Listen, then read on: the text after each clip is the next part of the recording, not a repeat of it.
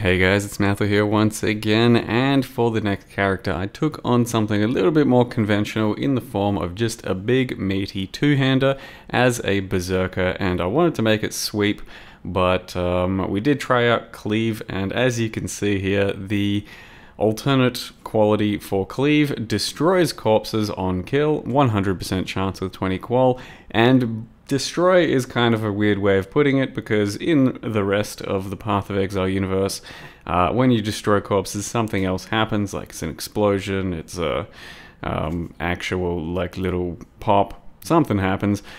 With this Cleave, as you can see, the big novelty is that it just straight up erases things, and it's really weird. Like, it takes you back quite aback the very first time you use it, and it takes a while to get used to, and it's really fun to level with throughout the game. Unfortunately, Cleave is absolute shit. So I did level with Cleave from about 1 to 82 or so, and it'll get you there.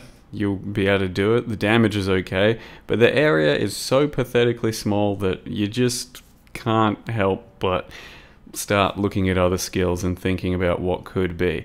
And the idea to begin with was sweep for sure, and it ends up being sweep because you put in sweep without changing anything else, area exactly the same pretty much, and you have much better clear and a much better feeling character. So I did struggle along with Cleave up until about 82, and I could have kept going. There just isn't any point.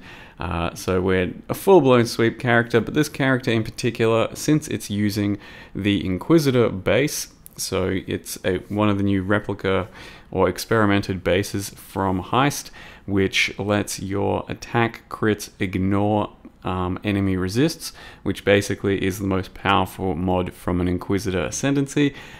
With that, we can use any skill we want, really. So I have experimented a little bit with Tectonic Slam, but you could use just about anything else since we are converting full fizz into elemental, and that means that you can run any of the Ellie skills, anything that can use a two-hander that's similar to a voidforge sort of building type.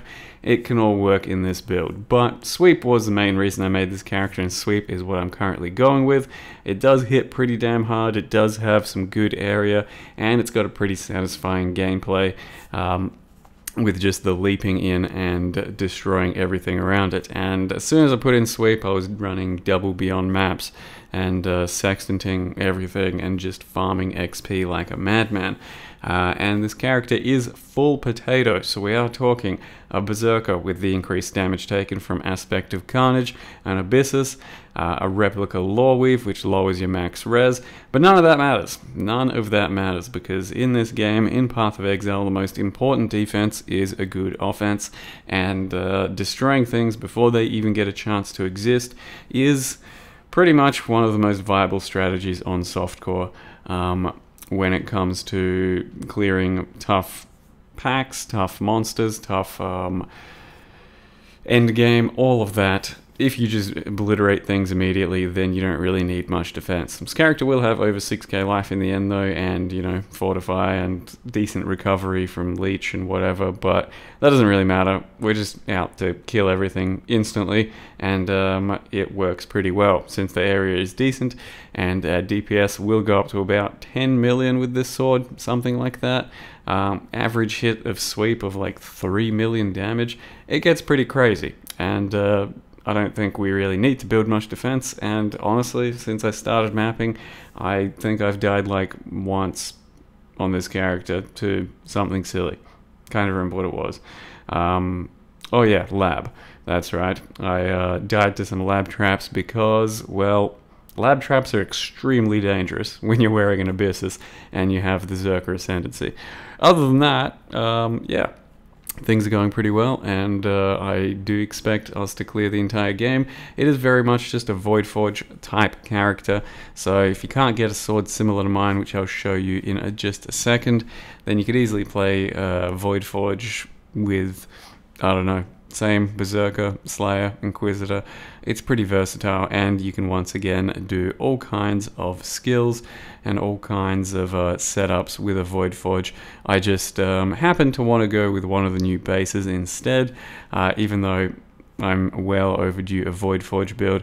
While these bases exist, may as well give them a shot and play around with it a little bit too. You can see we're farming heist tunnels or repository. Tunnels, I think it is.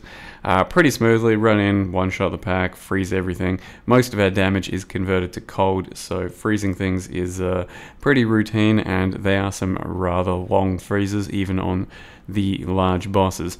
So far, been one-shotting just about every boss, and haven't taken on proper endgame, but we will, and I'm sure it'll be fine, and I'm sure there'll be plenty of one-shots there too. But you do freeze things, since most of our damage is converted to cold, and we hit for like an average of 1 million or 2 million, it's going to be a pretty strong defensive mechanic as well.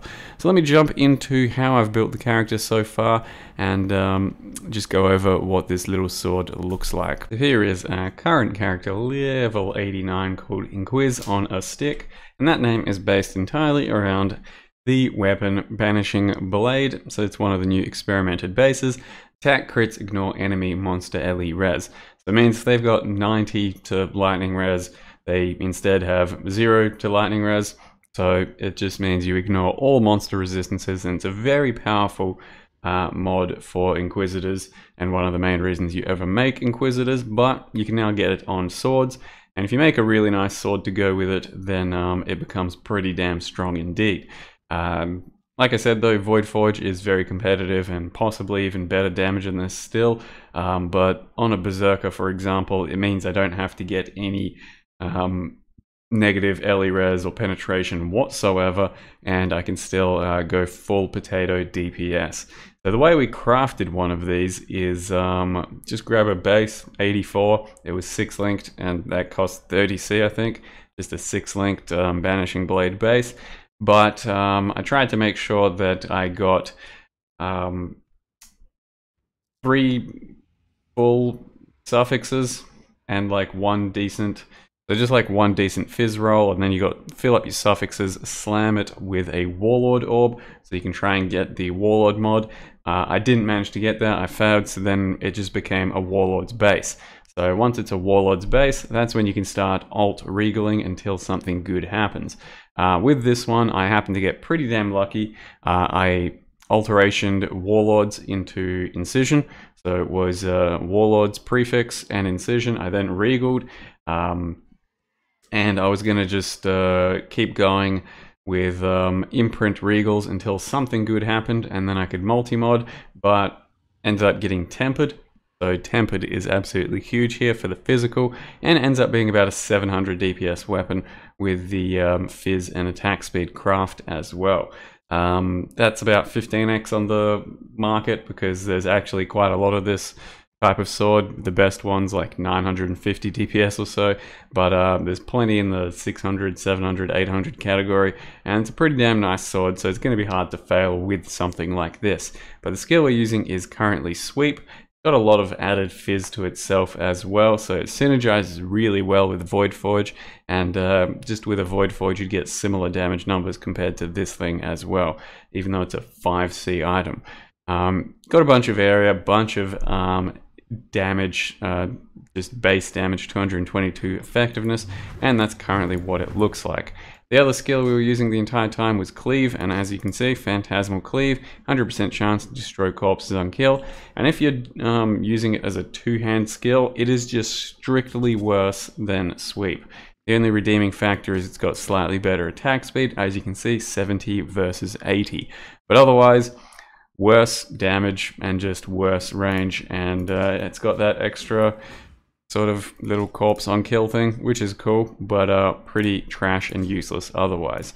Maybe you can make a dual-wield version that just attacks a lot faster and runs a lot faster, but ultimately, I don't know about Cleave right now. It needs some help, because the area scaling basically doesn't exist, and doesn't matter how much area I put onto it and radius, it just becomes trash, and you have to use other skills. So we got ourselves some Sweep. With our Sweep links, we currently have Increased Area, Inspiration, Anomalous Pulverize, which just gives it a little bit more area, 10% increase, and Melee Fizz and LE damage with attacks. But it is on a 6-link, and then the rest of the gear, kinda just as you'd expect, getting lots of deeps. We've got a Replica Lore Weave, So the main negative downside to this is 72 max res. So it's just, you know, a loss of 3 max res, which is not a huge deal, but it will make you take a little bit more damage in the end game. However, there's a lot of good stuff on there. The life and the crit is pretty damn big, especially when we have an 8 base crit that ends up giving us, like, you know, 12% crit effectiveness. Running Abyssus doesn't have an enchant. Enchants for this type of stuff pretty expensive. Classic combo of Mark of the Elder Ring combined with a shaped topaz just for resists. So I put on some resistance catalyst onto this, and then hit him with a few prismatic and metallic fossils. Got a few good results, but just looking for some resists, and that's what we got. Got a hunter belt, so I do have a hunter Stygian from before, and with this one I was hitting it with fossils once again, pristine and prismatic fossils until you get some good results. And I did have prismatic catalysts on there too, and got pretty lucky with a couple of resists, couple of life rolls, and early damage with attacks. Ideally, you're looking for a spare prefix so you can craft early damage with attacks, because that's usually the hardest mod to get, and also one that is pretty damn good from the crafting bench. Then just got some boots bought, have some resists and stuff, craft onslaught, grabbed an amulet. You're looking for crit multi, ideally a little bit of int, and fizz as extra cold or lightning. This amulet was actually pretty cheap. I can't remember how much, like 30C or some shit. There are plenty out there similar to this one, but I just went for one that has a little bit of stats as well. And then we anointed disemboweling. And then lastly, it's the conversion gloves. So that's our main source of fizz to LE conversion. So what you do with these is you start with the temple mod, Topotantes, 25 fizz converted to cold, or fire, or lightning. In our world, ideally cold, since we're trying to freeze things. You then want to make sure that you fill up all suffixes, so there's no spare suffixes. And ideally, it's an item level 71 to 74 glove. If you then Warlord Exalt onto your glove, it has no choice but to hit a prefix, and it will be hitting a conversion, because there's nothing else that it can Warlord Slam from the eye level 71 to 74. So that's how you get double conversion gloves, and it's just then up to either getting the right conversion, if you particularly want the right one, or getting the tier 1 or tier 2. We happen to get tier 1 and fire, but doesn't really matter. We don't care particularly what damage what our fizz is converted to, as long as it is converted. Got a jewel here with a bit of accuracy using Taste of Hate, Lion's Roar, and of course a Diamond Flask. And then pretty standard, you know, crit, sword, passive tree. This is the other source of our conversion, so we're currently at 89% conversion. The last 10%, it's too hard to get, so it doesn't really matter that we don't have it. But otherwise, pretty standard passive tree for damage, just instant Warcry. The jewels do a little bit of attack speed and crit multi, and then I'm grabbing Lethal Pride here, just because it's got a few little things, a bit of fizz, bit of regen, fizz fire, but the main thing is that it's got Chain Breaker, so I'm not currently taking it, but I do plan to, just before going in on a boss fight that I really want to have max rage on, since we have 60 max rage, and we are very reliant on rage for damage with these nodes. If I want to maximize my deeps against a Conqueror, for example, just respec a little life node into that, get up to 60 rage, run in there. We will pop Berserk, though I don't currently have Berserk, it hasn't been necessary. Once you get 60 rage, you can then unspec Chainbreaker real quick, and just go back in, start out with maximum DPS. So I know it will be a little bit annoying regretting, but I mean, regrets cost nothing, and we won't need to do that very often, because only really going to do it on the chunkiest of boss fights. Maybe a Cirrus as well, just keep Chainbreaker, since there's a lot of phases in between that boss. So that's the whole purpose behind that, but otherwise you can get some pretty good things going from a Lethal Pride. If you get, for example, a lot of these mods, that's going to be a lot of extra damage. Get 5% chance to double damage, those are really big mods too. As far as our actual Ascendancy, these were the first 2 points. I then went down here and grabbed that, and then you get some leech here and some attack speed, but you could easily just go more damage for some crit and crit multi. Currently my crit is pretty good, so I'm not that worried about this node, and I'd rather the quality of life of the leech and the attack speed. And that's about it, I think. Hopefully we take on the end game pretty damn well. Hatred, Herald of Ash, Precision, and Sand Stance, and Dragon Hunter, Herald of Ash, if you're wondering what the effect was that I was killing things with. But yeah, that's about it for now. Hope you guys enjoyed the little sweep and cleave preview. Thank you very much for watching, and see you next time.